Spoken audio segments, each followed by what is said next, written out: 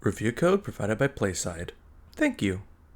I have an interesting history with first-person shooters. I feel like nowadays, and even back when I was a kid, everyone had that one game they played that they weren't really supposed to play, and aside from GTA, the genre I see this with the most are first-person shooters. I think it's pretty obvious that Call of Duty is the poster child for what I just explained. Even back when I was a kid, Call of Duty was everywhere and you couldn't escape it no matter how hard you tried. I did play some Call of Duty 3 with my older brother back in the day, but aside from that, I never really delved much into the shooter genre in general, until the 2020s. It started slowly with third-person shooters like Resident Evil, The Last of Us, and Uncharted, until I played this one franchise that has shaped how I view first-person shooters.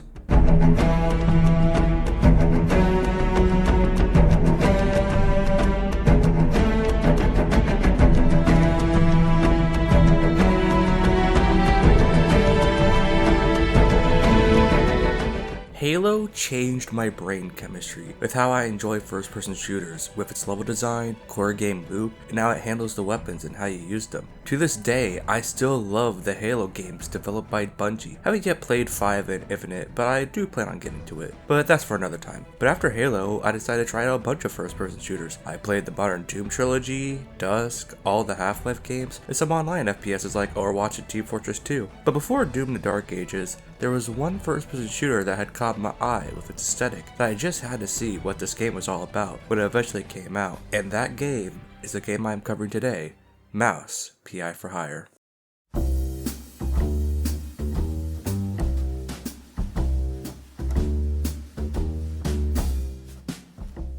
Mouse PI for Hire is a boomer shooter under the guise of a new studio called Fumi Games. This game was first revealed back in early 2024, back around when Steamboat Willie entered the public domain. And I don't know if I am misremembering what happened around this time, but almost everyone was impressed by what they are seeing, including me. Since as someone who loves animation and history surrounding it, I loved how it was harkening back to the days of 1930s Fleischer and Disney. So I made sure to keep my eye on the game, and now it has arrived and I got the chance to play the entire game. Does this game stand next to some of the titans of this genre?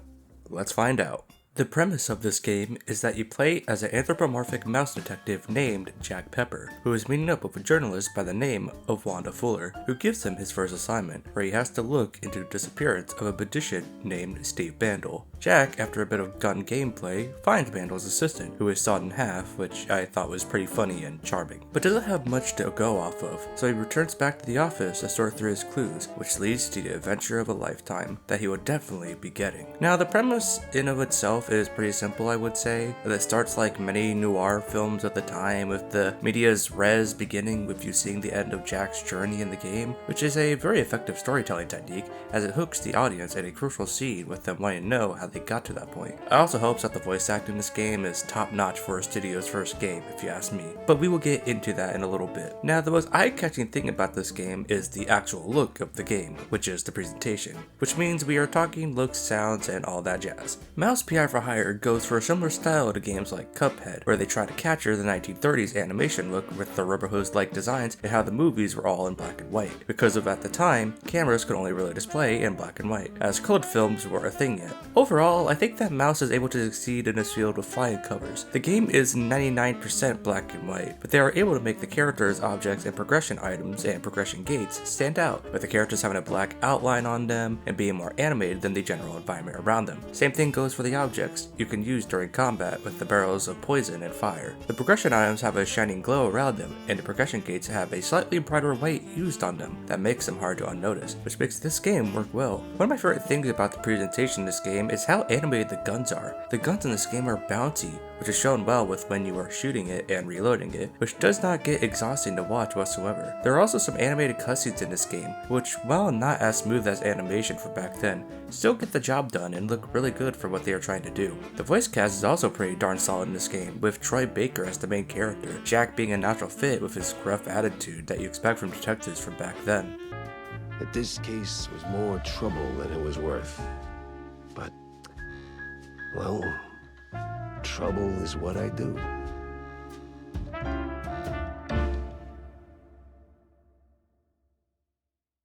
If I were to think of a negative for the presentation of this game, I wish that the animation for NPCs was a lot more expressive and varied like the enemies in the game. While they do have really good designs overall, I do think that they could have gone the extra mile. Also, it doesn't help that the talking animation most of the time doesn't sync with the dialogue when they are speaking, which does take me out of the situation, especially near the end of the game when things start to escalate in terms of the stakes and situation the characters are in. The soundtrack in this game also represents that 1930s very well. Jazz was the genre of music back in the 30s, so it is no surprise that they went for that in the game. Even with some of the same instruments, the composition of the tracks make them feel distinct, with the hectic jazz of the battle theme or the smooth jazz of the main theme of the game that makes it a joy to hear.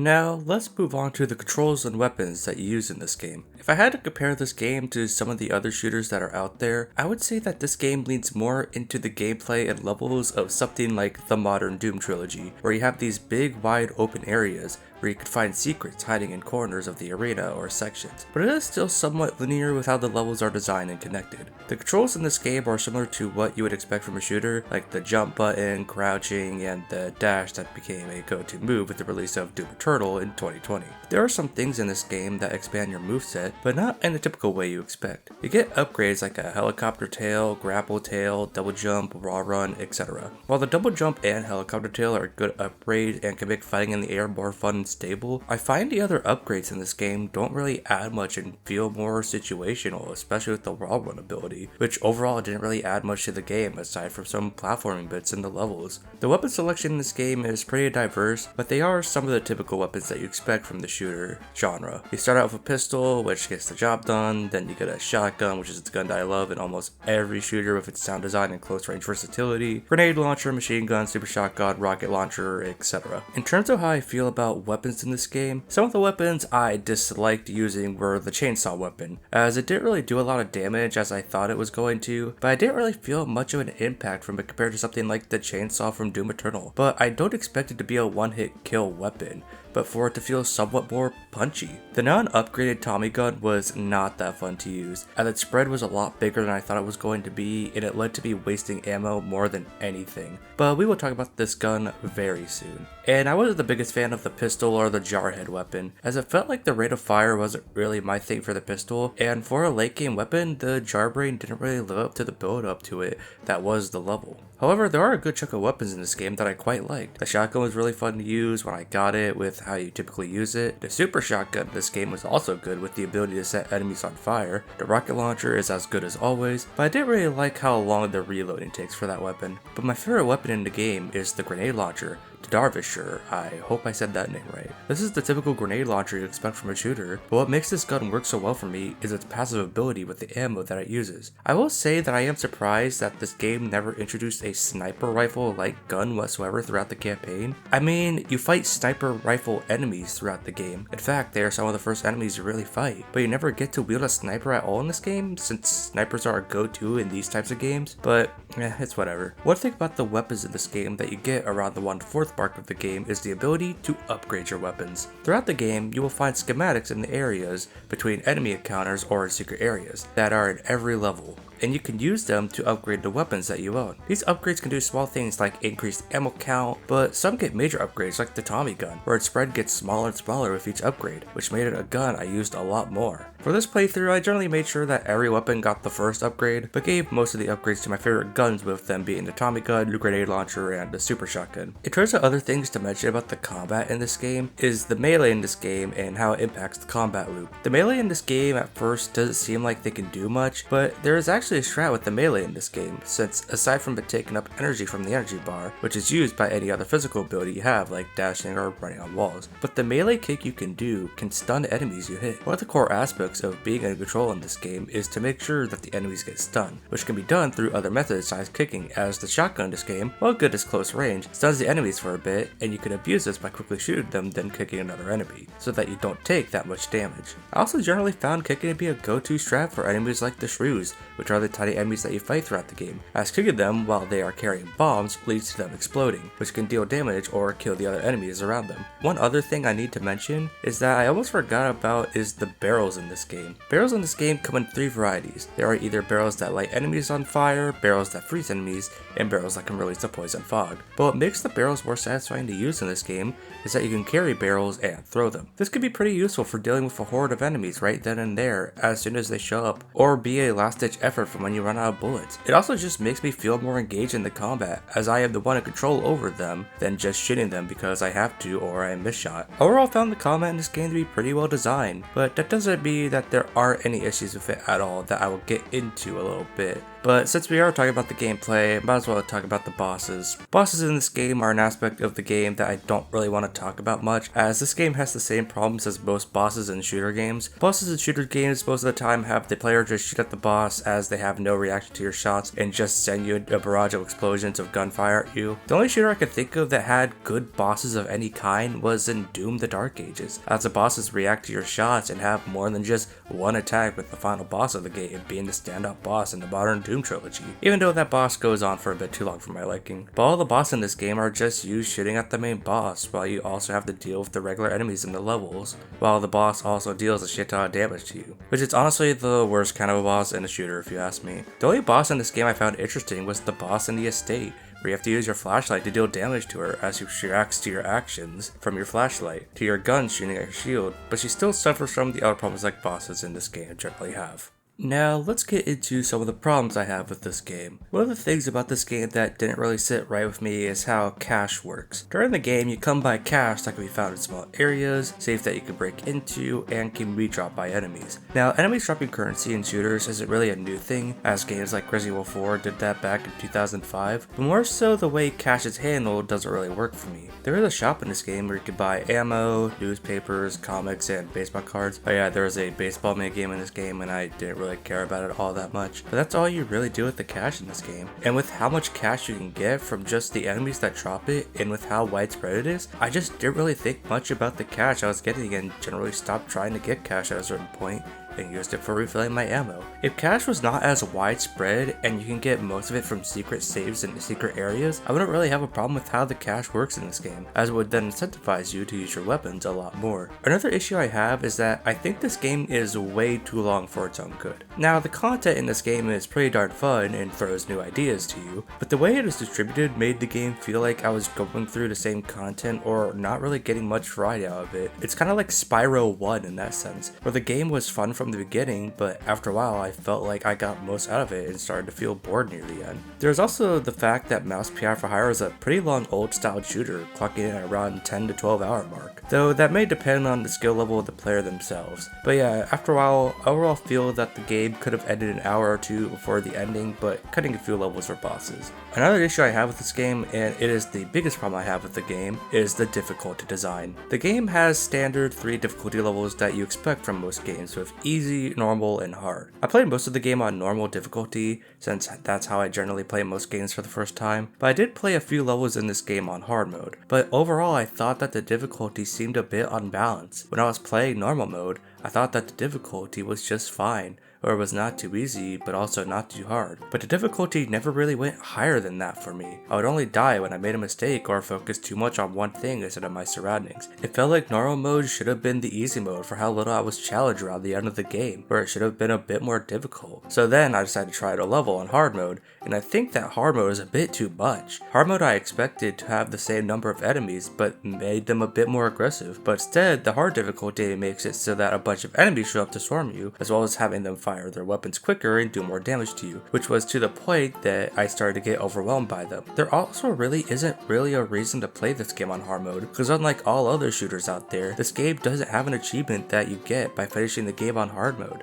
There really aren't any benefits to playing the game on hard mode either. It's pretty much the same, but it feels like you are battling 2 of the 5 armies from the 3rd Hobbit movie. This is the main reason I don't really get into Mouse PI for Hire, but I feel like the difficulty in this game can be fixed with a simple tweaking patch, which would raise the game up for me, but we'll have to wait and see for that. Now, let's end this review off with the story of the game. Now, like I said in the premise section of the video, you are essentially going through the adventure of a lifetime. You are following 3 distinct leads on the overall bigger picture in this game. The first lead you are following is the disappearance of a magician named Steve Bandle, like I mentioned. Steve Bandle is Jack's old war buddy, so from the premise of the lead, you already have a story reason for why Jack will want to follow this lead. The character that is associated with this case is Wanda, who is a journalist, and I overall like the banter that she has with Jack. But she's not the most amusing character out there in this game. The second lead that you follow is given to you by Cornelius Stilton, who is a politician and was also a character who served with Jack in the war. He comes to you to look into disappearing shrews, who are basically lower class citizens in this game, though I could be wrong about that. That's the general vibe I got from them. What I found funny about this lead is that the reason Cornelius wants you to do this is not because of the good of the people, more so from the fact that he will get more votes at the next poll, which is really funny and sounds very true of a politician. I also think he has a nice banter with Jack with really good voice acting on his part. Oh, well, comes with the territory when you're chasing high office.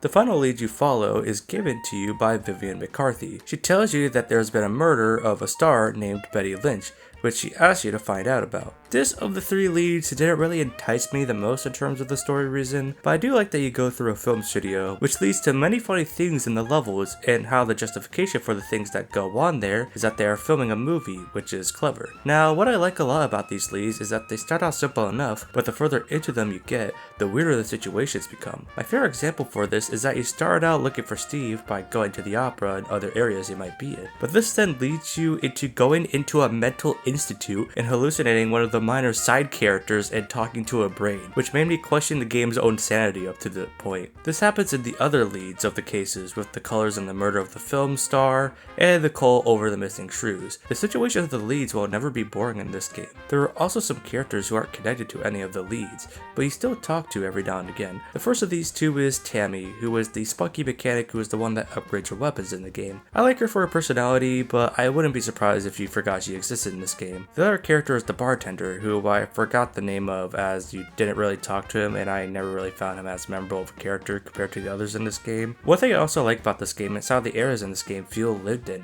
especially Mouseburg. When going through the city levels of this game, the area will have regular people just going on about with their day. There are also levels like the boat where mice will be going about their evening and stuff like that. You don't need fancy graphics to sell an atmosphere. You need something as small as the characters being there to show off the atmosphere. If there's one thing about the story that I am not all that into, it's that I think sometimes characters go on for too long in their monologues. Sometimes it's perfectly fine, but since they are all voice acted, it makes going through them feel like a crawl, and I would sometimes skip their dialogue to get to the gameplay, but that just be a me thing. Now, the finale of the game is pretty interesting, and I don't want to spoil anything about it since the lead up to it is very interesting, and the actual gameplay of the finale is some of the best in the game. But needless to say, I was having fun going through it, and I thought the twists and reveals in the end were really fun to watch happen, and it ends on a satisfying note. At the end of the day, Mouse PI for Hire is a game that is well made and has all the hallmarks of a Doom-inspired game, from the variety of the weapons that are on display, the level design that is straightforward but also has secrets that can hand you some goodies, and the general aesthetics and sound. But there are some little things in the game that surround some things that can be easily fixed with a patch. Bosses in this game generally are not that good, as they barely react to your weapons and just generally barely do anything outside of shooting at you. Collectibles that, while some can be helpful like the schematics that you can use to upgrade your weapons, but most of it is just the cash that just leads you with getting so much that they start to lose their luster, and the overall difficulty design of the game. Either they're way too easy or way too unforgiving, which can make the game the most boring game ever made to someone or the most frustrating game to ever be made. But like I said, some of these issues can be fixed with a few patches, like lessening the cash spots for enemies or altering the difficulty in the game to make the normal mode less easy, but not as hard as hard mode. While I do overall like this game and had my fun with it, I would be lying if I said that this game didn't disappoint me to some extent. But hey, there is always next time, because I can see these new developers going a long way. I hope y'all enjoyed the video, and as always, Have a nice day. Something tells me there are cheese strings out there yet to be unraveled. But today, I'm done. Who am I kidding? The journey goes on, straight through the night, hoping dawn remembers to show.